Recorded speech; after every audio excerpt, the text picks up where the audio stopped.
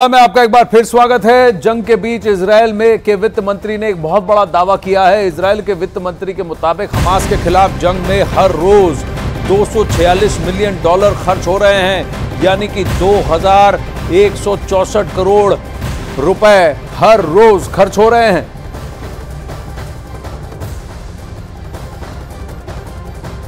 जंग महंगी होती है और एक देश के लिए सबसे बड़ा इस पर उसके वित्तीय स्वास्थ्य पर हमला जंग ही करती है और इजरायल को भी ये जंग धीरे धीरे बहुत महंगी पड़ेगी। हमास की सबसे बड़ी ताकत है गाजा के अंदर बना उसका सुरंग का नेटवर्क, और अब उसकी इसी ताकत को तोड़ने की प्लान नेतन्याहू और उनकी टीम तैयार कर रही है। नेतन्याहू ने अब अपना सबसे खतरनाक बम तैयार कर लिया है। ये ऐसा बम है जो जमीन के 60 मीटर अंदर जाकर धमाका करता है। दुनिया इसे बंकर बस्टर के नाम से जानती है।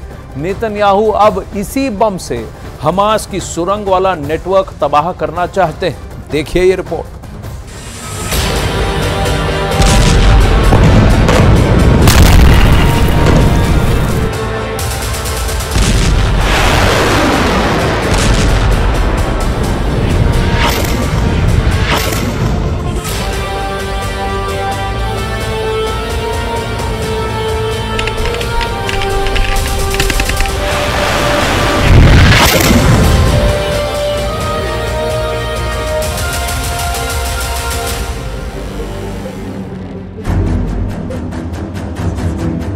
हमास की सुरंग ही हमास का सबसे बड़ा हथियार है। इन्हीं सुरंगों में ही हमास के हमलावर ताक लगाए बैठे हैं। इस सुरंगों के नेटवर्क को इस्तेमाल करते हुए ही हमास इजराइल की सेना को घेर कर मारना चाहता है। सवाल है कि ऐसे में इजराइल कैसे सुरंगों के नेटवर्क को तबाह कर सकता है? तो जवाब है BBB यानी बंकर बस्टर बम। यह ऐसा बम होता है जो बंकर को भेद कर फटता है। यह गहराई में छिपे दुश्मन को मार डालता है।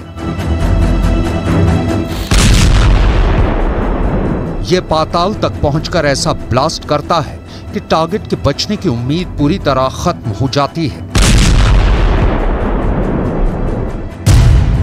इसलिए इसे कहा जाता है बंकर बस्टर बम। इजराइल के पास इस वक्त 3 तरह के बहुत ही खतरनाक बंकर बस्टर बम हैं जो हमास की सुरंग को तबाह कर सकते हैं। पहला है GBU-28, दूसरा है GBU-72 और तीसरा है GBU-57।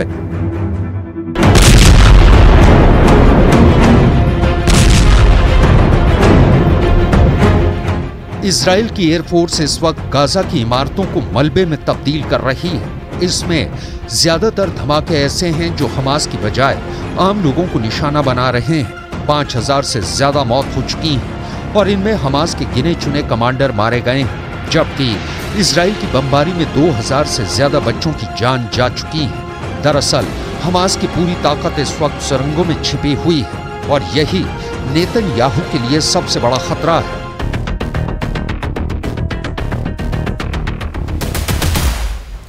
इजरायल की एयरफोर्स ने अब ज्यादा से ज्यादा बंकर बस्टर बम फायर करने का फैसला कर लिया है ताकि हमास की सुरंग को जमीन के अंदर ही खत्म कर दिया जाए। लेकिन नेतन्याहू के सामने एक बहुत बड़ा सवाल यह है कि जो बम 10 करोड़ रुपए से लेकर 30 करोड़ रुपए में आता है उसको कहां इस्तेमाल किया जाए। इतना महंगा बम और सुरंग भी कोई छोटी मोटी नहीं बल्कि 500 किलोमीटर का पूरा नेटवर्क, तो इसे कैसे ध्वस्त किया जाए ये सबसे बड़ी चुनौती है। भले ही ग्राउंड असॉल्ट में देरी हो रही हो लेकिन हवाई अटैक्स अब भी कर रहे हैं, लेकिन सब इमारतों पे हो रही हैं। इन सुरंगों का नेटवर्क ही है जहां पर हमास ने 1,30,000 से ज्यादा रॉकेट्स इकट्ठे किए हैं और वहीं पे उनके कमांडर्स जंग के अगली या अपनी अगली रणनीति वहां तैयार कर रहे हैं। और वहीं पे शायद कहीं इन्हीं सुरंगों के इस नेटवर्क में कहीं पर उन सभी हॉस्टेजेस को भी रखा गया है जिस पर हमास, जिनको कि हमास पिछले 20 दिनों से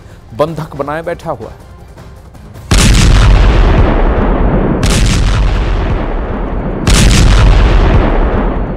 हमास की सुरंग का नेटवर्क कहां तक फैला हुआ है, इसके बारे में इजराइल की खुफिया एजेंसी मोसाद तो पहले ही पूरी तरह फेल साबित हो चुकी है। वैसे हमास की सुरंगों के नेटवर्क को खत्म करने के लिए इजराइल की एयरफोर्स 3 तरह के बम इस्तेमाल कर सकती है और नेतन्याहू के ऑर्डर पर यह कोशिश लगातार कर भी रही है। इजराइल हमास की जंग दिन बर दिन और ज्यादा भीषण होती चल रही है। 2 हफ्ते से भी ज्यादा का वक्त इस जंग को अब तक बीत चुका है। हमास पूरी तैयारी के साथ इजराइल पर उसने चढ़ाई की, लेकिन इजराइल के पास भी पूरी तैयारी थी। इजराइल के पास 3 तरह के बड़े बम हैं, जिनका जिक्र हम यहां पर करेंगे और आपको समझाएंगे कि आखिर ये बम कितने शक्तिशाली है। सबसे पहले आपको दिखाते हैं इजराइल का GBU-28 बंकर बस्टर बम। ये एक ऐसा बम है जो कि 6 मीटर मोटी कंक्रीट की परत को पार कर सकता है और उसके बाद जो धमाका होता है वो सबसे ज्यादा विनाशकारी होता है। ये सुनकर कोई भी दुश्मन और गहरी सुरंग यहां पर बनाना चाहेगा तो आप समझिए, जो पहला इसके पास जो बम है ये बंकर बस्टर बम है, जो कि पृथ्वी की सतह से अगर बहुत अंदर तक भी कंक्रीट की मोटी परत वहां पर होगी उसको भी नष्ट कर सकता है। तो उसका भी तोड़ यहां पर हाजिर है, क्योंकि इसके अलावा एक और बम है, इसका नाम है GBU-72, जो 30 मीटर मोटी कंक्रीट को भेद सकता है और उसके बाद इस बम का ब्लास्ट होता है। किसी भी दुश्मन की रूह यहां पर कांप जाएगी तो मुमकिन है वो और गहरी सुरंग यहां पर बनाएगा। तो इसका जवाब भी यहां पर है, और क्योंकि तीसरा बम सबसे ज्यादा खतरनाक है और इससे कोई भी नहीं बच पाएगा, यह बम है GBU-57। यह सबसे ज्यादा ताकतवर बम है जो 60 मीटर की सतह को भेदने के बाद तबाही मचा सकता है, यानी कि जमीन के 60 मीटर गहराई में छुपना भी मौत से यहां पर नहीं बच पाएगा। तो ये 3 बड़े बम का जिक्र हमने यहां पर किया जो इस वक्त इजराइल के पास मौजूद है, जिसकी वजह से हमास सीधे तौर पर कभी भी हमला नहीं करता है इजराइल पर। और ऐसे में देखिए कितने ज्यादा शक्तिशाली ये बम है, बंकर बस्टर बम इनको कहा जाता है। इन 3 बमों का जिक्र हमने यहां पर किया। पृथ्वी की सतह से कितना भी अंदर क्यों ना हो, कितनी भी गहराई पर क्यों ना हो, लेकिन ये उसको पूरी तरीके से नेस्तनाबूद कर सकता है, टारगेट को नष्ट कर सकता है।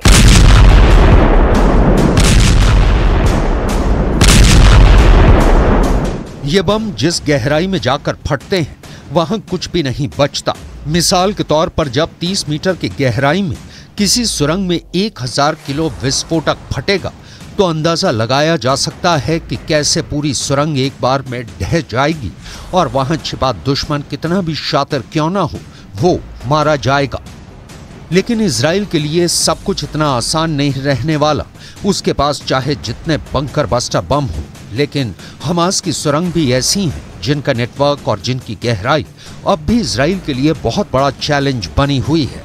गाजा में चाहे ऊपर बड़ी बड़ी इमारतें ढाही जा रही हैं, रिहायशी इलाके पूरी तरह मलबे वाला कब्रिस्तान बन चुके हैं, वहां जमीन के नीचे हमास का जाल ऐसा फैला हुआ है कि उसका बाल भी बांका करना नेतन्याहू और उनकी फौज के लिए पसीने छुड़ाने जैसा होगा। गाजा के इस मैप पर आप हमास का टनल नेटवर्क देख सकते हैं। गाजा के अंदर ये नेटवर्क 500 किलोमीटर का बताया जाता है और कई जगह ये सुरंग 500 फीट की गहराई में है, यानी सतह से करीब 150 मीटर नीचे। ये इतनी गहराई है जहां पर कोई बंकर बस्टर बम नहीं पहुंच सकता।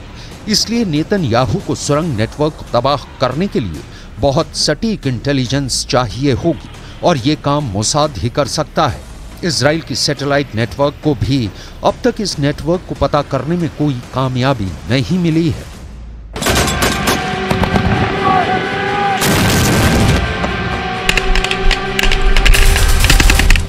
फिलहाल इजराइल के सामने गाजा के अंदर हमास सबसे बड़ा दुश्मन है, तो गाजा के बाहर हिजबुल्लाह ताक लगाए बैठा है कि कब इजराइल पर हमला किया जाए। यही वजह है कि इजराइल और लेबनान के बॉर्डर पर इस वक्त ऐसी आग लगी हुई है जो पूरे पश्चिम एशिया को अपनी जद में ले सकती है। हालांकि इस वक्त हिजबुल्लाह की रणनीति को लेकर इजराइल थोड़ा हैरान है। इजराइल के ठिकानों पर हमले के बाद जवाबी कार्रवाई हुई तो हिजबुल्लाह के 24 लड़ाके मारे गए। कहा जा रहा है कि हिजबुल्लाह ने अब खामोश रहने का फैसला किया है और यह भी रिपोर्ट है कि ईरान के कहने पर हिजबुल्लाह ने तय किया है कि कोई बड़ा एक्शन नहीं लिया जाएगा। लेकिन अमेरिका और इजराइल इसे ईरान की तरफ से आ रहे बड़े तूफान के तौर पर देख रहे हैं, ऐसा तूफान जिसमें हिजबुल्लाह अब तक का सबसे बड़ा हमला कर सकता है।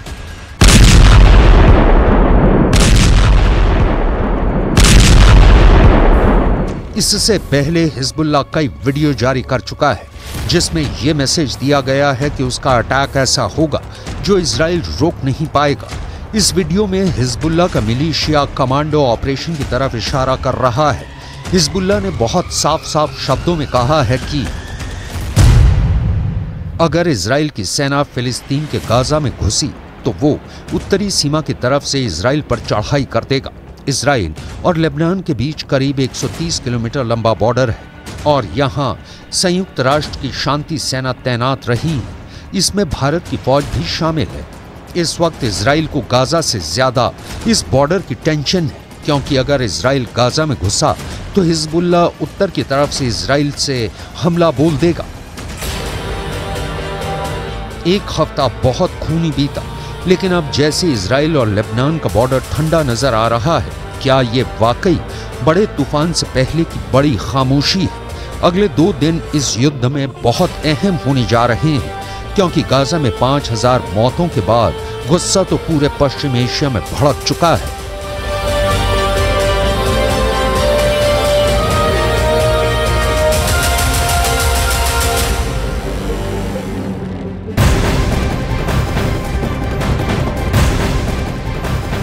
अखाड़ा में इस वक्त बड़ी खबर, ईरान पर इजराइल की सेना का एक बहुत बड़ा बयान आया है। इजराइल की सेना का कहना है कि ईरान हमास की इस युद्ध में मदद कर रहा है, लड़ाकों को हथियार और ट्रेनिंग भी दे रहा है। इजराइल की सेना का यह भी कहना है कि इजराइल पर हमला करने वालों के साथ ईरान खड़ा हुआ है।